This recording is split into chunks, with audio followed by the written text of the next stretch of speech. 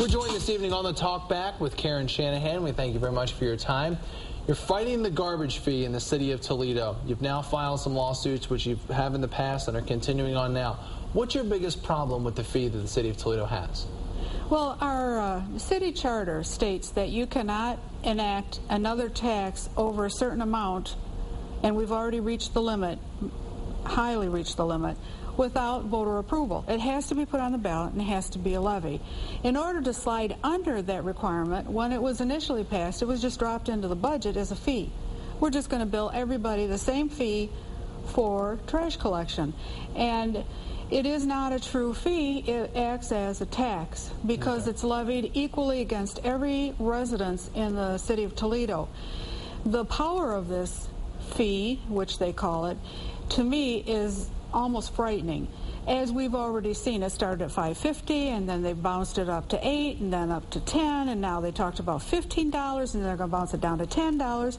And bear in mind, if they raise it to $25 per month, it would equal the amount that is paid out on the 3/4% temporary tax that is required to be passed by the voters. The voters That's have to correct. Approve. Right. So you have the power of this type of revenue enhancement through legislation rather than through voter approval. And I wonder at this point how much voter approval they would have received. I don't know if they would or not.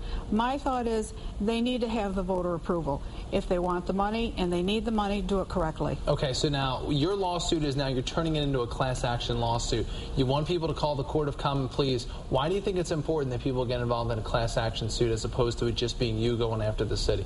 Okay. Well, I put a little story out there. And think of it in regards to this. Say a robber robs a bank. He goes in, he robs the bank. He manages to get $500,000. And as he's leaving the bank, a citizen stops by, knows what he's doing, stops him.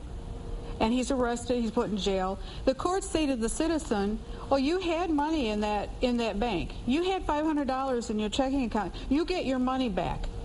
But the other 5,000 people that had money in that bank that was stolen by this robber, they don't get that money back because they didn't take part in that. They didn't stop that thief. You're the only one that stopped him. Therefore, that money stays. Oh, and by the way, because he was able to get it from the bank, he gets to keep it. Does that make sense? Right. Is there any logic to that? Right. No, you'd look at it and you'd say, oh, that's ridiculous. Nobody do that. Well, they are doing it. That's what they're doing with this fee.